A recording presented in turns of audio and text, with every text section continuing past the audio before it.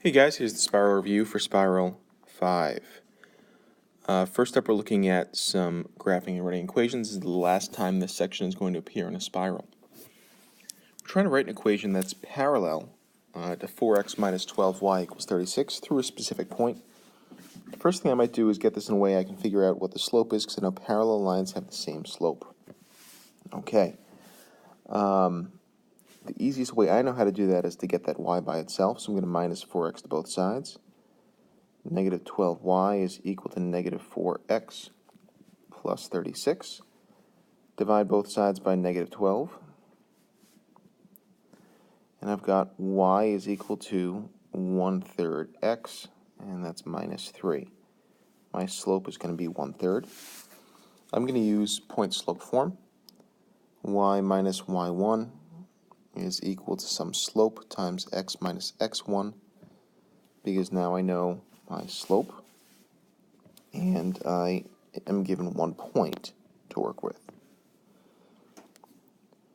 So I could write y minus 5 is equal to 1/3 times the quantity x minus negative 2, which could be written as x plus 2. I could also have written that as y is equal to 5 plus 1/3 times the quantity of x plus 2. For our second one, we're looking at a similar thing. In fact, this is the same equation we had in the previous problem, but now we're looking for perpendicular, which means the negative reciprocal slope. So I've got to add a negative, and I've got to find the reciprocal. Okay. Same thing, minus 4x to both sides, divide by negative 12, and I get y is equal to 1/3 x minus 3. And that means that my new slope is going to be negative 3/1, or negative 3. Through this point, I'm going to use point slope again. Y minus y1 is equal to some slope times x minus x1. And in looking at this, we've got y minus 5 is equal to negative 3 times x minus negative 2. I could also have written this as y is equal to 5 minus 3 times the quantity x plus 2. Next up, we've got to sketch a graph of a function. This is given to us in point slope form. I'm going to keep that in point slope form so I don't have to do any math out. First thing I know is that x1, y1 is going to be the point 2, negative 3, and that's from the points I have in here. So 2, negative 3 is the point that's right here. And then I've got a slope of negative 1/2. That means I'm going down 1 and 2 to the right. Down 1 and 2 to the right. Do the best I can to make this sort of straight. And there's a reasonable graph of this line. For number 4, I'm graphing another line. Here I've got y is 2x minus 3y is equal to 7. What I'm going to do here is make a table. This is in standard form. And I'm going to find some zeros. So if I plug in 0, I've got negative 3y is equal to 7. So we've got y is equal to negative 7/3, which is a little bit below negative 2, but not quite to negative 3. Do the same thing, but now I'm going to plug in 0 for x. I'm sorry, 0 for y. And if I do that, I'm going to do this one down here. I get 2x minus 0 is equal to 7. X is equal to 3.5. And that's going to be right in there. Sketching a line between those 2 points. Doing the best I can to keep that straight. And I've got a value. For number 5, we're looking at absolute value function. I'm going to take a look at this in terms of identifying the vertex using these points. My vertex is going to be at whatever makes the inside 0, so that's negative 3.5, because that's what makes this part equal to 0, and negative 1.5. That's what I find at the end. So negative 3.5, comma negative 1.5 is going to be a point that is somewhere like right there. Okay? The next thing I'm going to do is use my slope number, what's being multiplied out front. And I'm going to go from this point down 3, so 1, 2, 3, and 1 to the right. That's another point. I'll do the same thing because I know this should be a mirror image, going down 3 and to the left. If I can see those 2 points pretty clearly identified, even if your graph, I don't know, for some reason goes a little bit off the rails, as mine does here, you might be totally okay. In fact, you will be totally okay. Next up, we've got to graph a piecewise function. First thing we do is to look for where my boundaries are. It's going to be at negative 2. I'm going to have a dividing line, so I'm just going to draw that in now just so I can have an idea where my graph should stop. And at positive 2, I should have another one. Okay?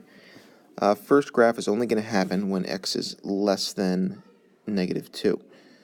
So we're talking about this region down here, and this graph is going to be 2x plus 3. So it normally would be going through 3 and have a slope of 2, but this graph is only going to show up when it's down here. At the end, I'm going to have an open circle because I've only got a less than. I don't have a less than or equal to. Second one. This one also will have a y-intercept of 3 and a slope of negative 1/2, so down 1 over 2. And this one's only going to show up between these two values. The first side is going to have a closed circle. Second side is going to have an open circle because of that just less than. And finally, I'm going to use blue for this one. I've got 5 for when x is greater than 2. Well, I know that's going to be at 5. Not going to show up until it gets past that boundary. And here I've got greater than or equal, so it's going to be a filled-in circle. This is the graph of all 3 pieces of this piecewise function.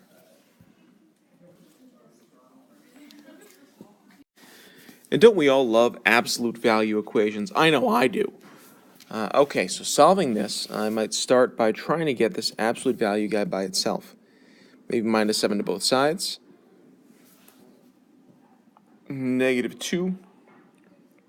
Absolute value of x minus 4 is equal to negative 3x minus 13. Now I might divide both sides by negative 2. And I've got the absolute value of x minus 4 is equal to 3/2 x plus 13/2. Okay? I might then convert this into 2 separate equations. I get x minus 4 is equal to 3/2 x plus 13/2. That's the positive version. And then I take a look at the negative version. Negative x plus 4, I reverse the signs of both pieces, not just the x, and not just the negative 4, is equal to 3/2 x plus 13 over 2. Solving the equation on the left side. Solving the guy on the left, I'm going to minus x from both sides. And I've got minus 4 is equal to 1/2 x plus 13/2. I'm going to multiply everything by 2 because I don't love that 1/2 x. And I've got negative 8. I've got 1x. And I've got 13. And if I take this to its final and ultimate conclusion, minus 13 minus 13, 1x is equal to negative 21. Cool. Whether this actually works or not, I don't know. But I have a value here. I'm going to check to see if this is something that actually works by plugging it into the original equation. All right, so you've got negative 2, negative 21 minus 4 plus 7 is equal to negative 3 times negative 21 minus 6. Negative 21, sorry, that should be absolute value in there. Negative 21 minus 4 is negative 25. Absolute value is positive 25. Negative 2 times positive 25 is negative 50. And plus 7 would be negative 43. Negative 3 times negative 21 is going to be 63 minus 6 is not. This is an extraneous solution. I'm going to highlight the heck out of this to hide it. In fact, I might even go back and that was supposed to erase. I didn't want to erase. There we go. Lightsabered out of the way, even though it doesn't do anything. All right, for our second one, I'm going to add an x to both sides, plus x plus x. I've got 4 is equal to 3 halves plus 1 more is 5 halves. X plus 13 halves. And again, I don't like those halves. I'm going to multiply everything by 2. And I've got 8. 5 halves times 2 is 5. And 13 halves times 2 is 13. Minus 13 to both sides. I've got negative, I was supposed to say negative 21, but it's actually negative 5. And I save there. Is equal to 5x. X is equal to negative 1. Okay, let's plug that one in. We've got negative 2, negative 1 minus 4 in the absolute value, minus 7. Is that minus 7? Plus 7, okay. Plus 7 is equal to negative 3 times negative 1 minus 13. Okay? Absolute value of negative 1 minus 4, that's negative 5. Positive 5, negative 10. Plus 3 is going to be negative, so plus 7 is going to be negative 3. Nice. Other side, we've got, is that a negative 3? Yes. Negative 3 times negative 1 is 4, minus 13 is negative 9. Uh-oh, negative 3 is not equal to negative 9. It looks to me like it's time to cross this guy out also. And I'll even lightsaber this one on purpose this time. This is apparently another extraneous solution. And very good news, after perusing Desmos, I learned that this is actually not extraneous. That for some reason I wrote this as minus 13 instead of minus 6. And then I did negative 3 times negative 1 is 4, which it's not, surprise. So 3 minus 6 is indeed going to be negative 3. Not extraneous. Now we get a highlighter of smiley. And with some hair and a nose. That's our answer. Because it works. So that's, I don't even know where that is anymore. X equals negative 1 is non-extraneous, and x equals negative 21 is extraneous. Number 8, we're doing the same type of thing, hopefully with some fewer mistakes going on here. Again, I'm going to try to get this absolute value-y thing by itself. Minus 7 to both sides, and I end up with 2 absolute value x minus 4 over 5 is equal to 4x minus 6. Looking good so far. Next thing, I might multiply by 5 to get rid of that 5 on the bottom. Bam, bam. 20x minus 30 is equal to 2 absolute value of x minus 4. Next up, let's divide everything by 2. And I've got the absolute value of x minus 4 is equal to 10x minus 30. That's going to go into 2 different equations. I'm going to get x minus 4 is equal to 10x minus 30, and I'm going to get negative x plus 4 is equal to 10x minus 30. Now, if only I had realized this mistake, which is that 30 divided by 2 is not 30, but in fact 15, I don't know, about 10 minutes ago, and I wouldn't have had to go back in time to correct these 2 problems. But But now that I'm here, you should know that the future is quite excellent. All right, let's do this up. If I minus x and add 15 to both sides, I end up with 9x on the right, plus 15 to negative 4 is going to be 11. I end up with x is equal to 11 over 9. Cool.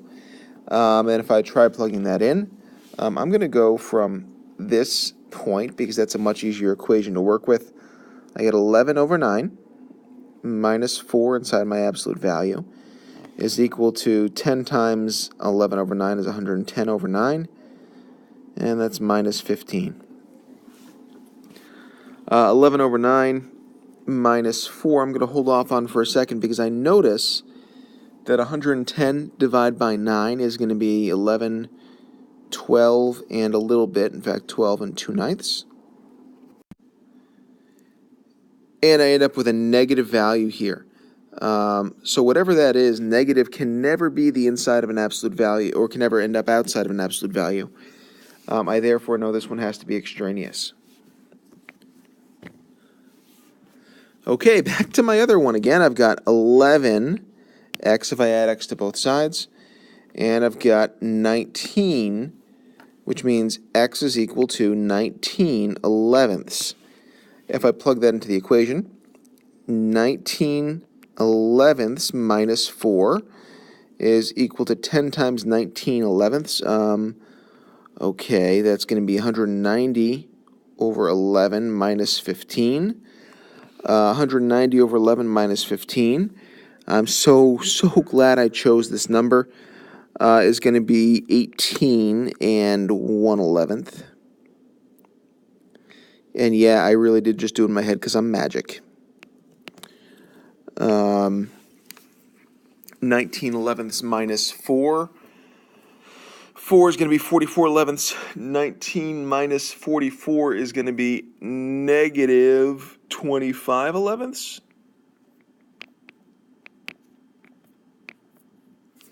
Absolute value is going to be 25 over 11. 18 minus 15 is going to be 3 and 1/11. And something went wrong because that was really supposed to work this time. Ha! It's because I lied. 18 is not the correct divisor for 190 divided by 11. And it's because I'm magic that I got that wrong instead of trying to actually think about it. It should be 17 and 1/11, which is 2 and 1/11. 17 3/11. There it is. Oh man, how cool is that? That means 2 and 3/11. 25 over 11 happens to be 2 and 3/11. That one totally works. Woohoo!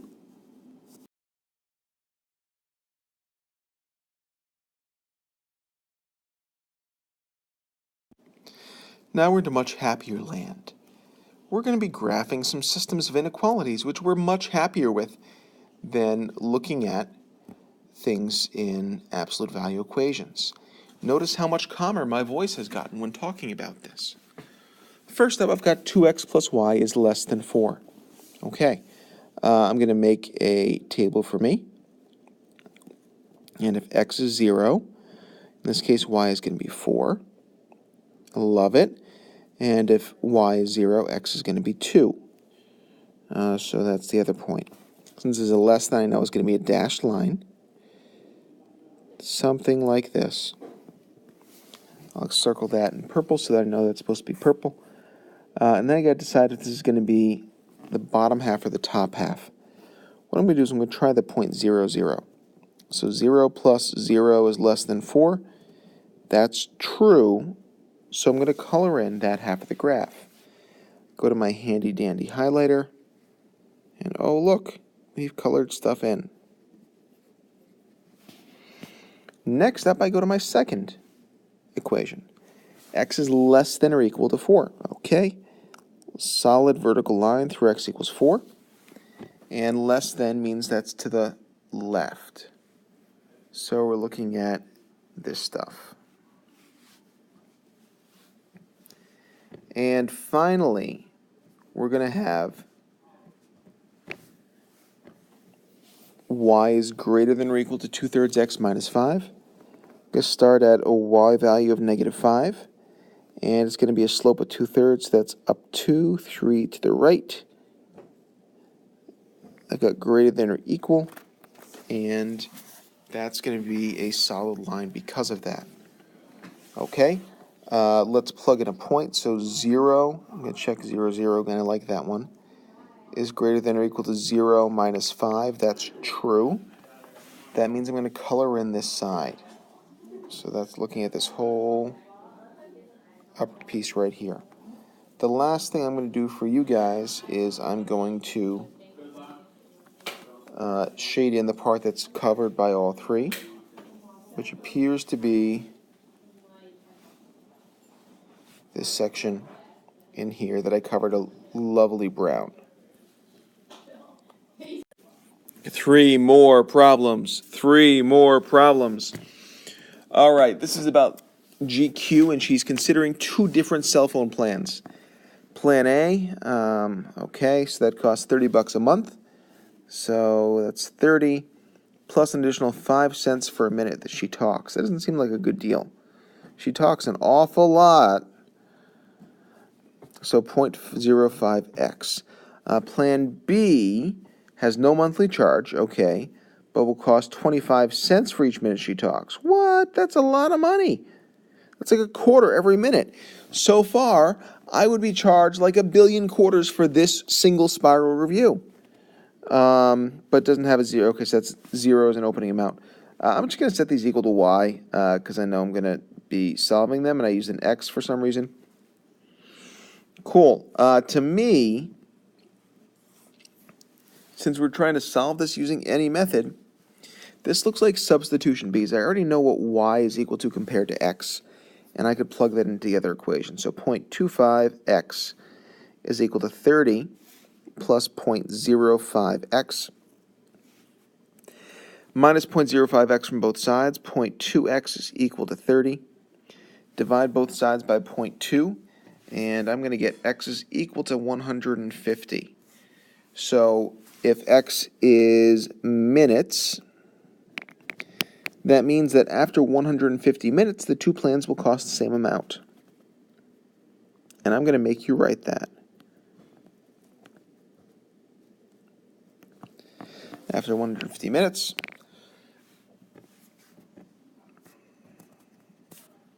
the 2 plans cost the same. Next up, we're going to do some graphing and writing equations for quadratics.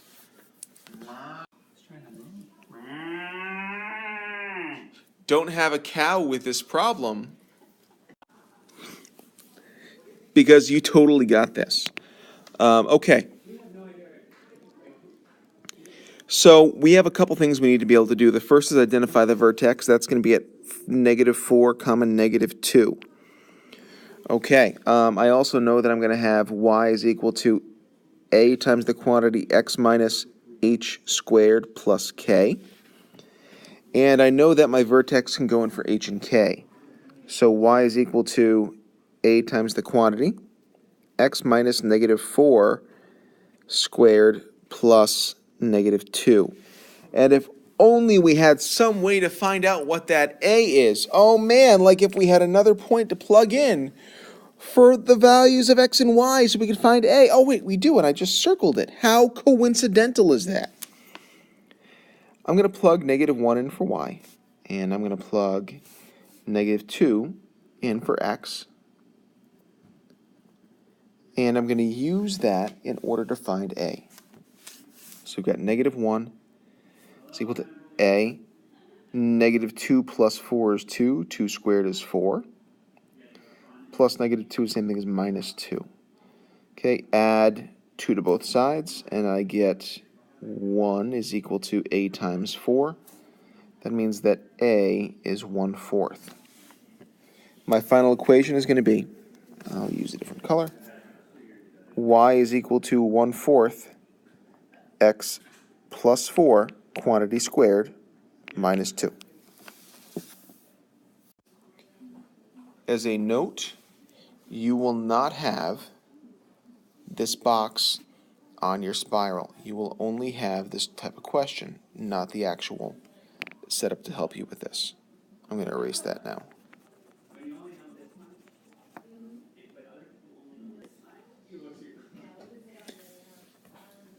The second one of these, we got to sketch a graph of the equation that's probably a little bit easier.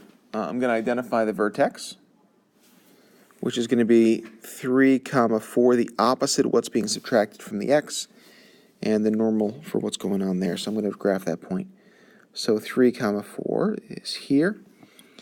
And 2 points, I know that -2 means I'm going to go down 2 for when I go over. But if I wasn't sure about that, I could make an XY table. I know 3, 4 is going to be on there. If I go down 1 value and up 1 value, that's probably a pretty good strategy. Plugging in 2. 2 minus 3 is -1, squared is +1. -2 times 1 is going to be -2 plus 4 is 2. If I plug in 4, 4 minus 3 is 1, squared is 1. -2 times 1 is going to be -2, plus 4 is 2. Adding those 2 points in, 4, 2, and 2, 2. That's those 2 points. That's going to let me do my graph. It looks something like this. Once again, this is to help you kind of get the setup on the review. This is not going to be on the spiral itself. You'll just have the graphing of the equation by itself.